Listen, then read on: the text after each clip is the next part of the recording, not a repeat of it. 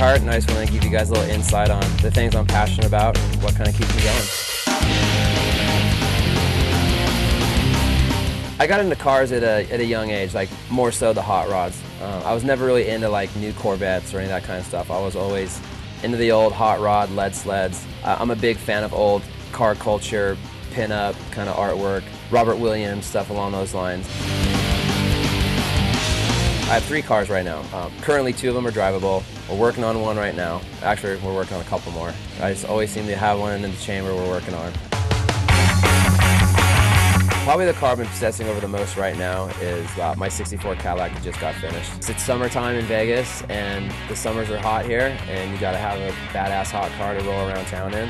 I don't think there's anything on the streets like that. I do all the maintenance. I mean, I love nothing better than just on a weekend, you know, jack up the car, throw some new Mobil 1 in it, and just keep that thing running tight, because the things with old hot rods is if you're not on top of it with maintenance, they just fall apart on you. I think the biggest thing about motocross is just the freedom. It's not a team sport. I started competing at actually a really young age. I started competing when I was probably 6 years old, and I turned on a amateur pro level. I was considered professional at 12 years old. Turned officially pro and started doing supercross when I was 18 years old. I always felt the need to push myself, so I wanted to be the guy trying that new trick first. I wanted to be the one like really pushing the envelope, and especially at a time when people were telling me, no, it's impossible to do a backflip on a motorcycle. Here we are 9 years after the fact, after the first one that I did, and I mean, it's a staple in freestyle motocross, and that's a pretty great feeling to be responsible for something that large in the sport.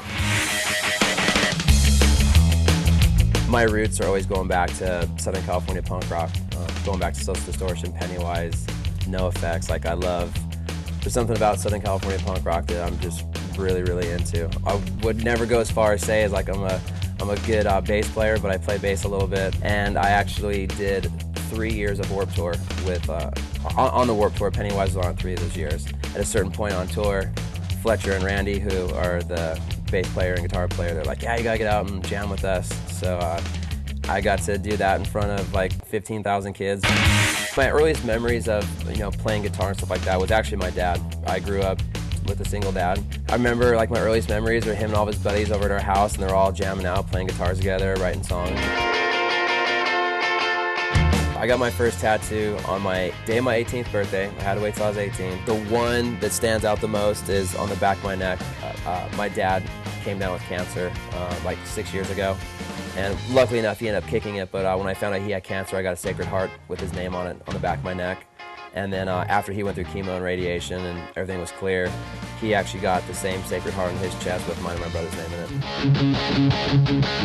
The business is, for me, it's a very exciting new chapter in my life. I kind of attack it with the same outlook I had with my freestyle motocross career.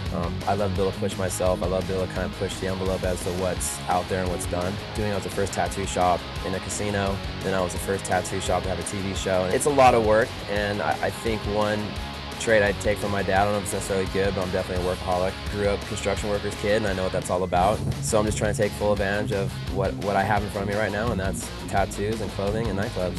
We're done. All right.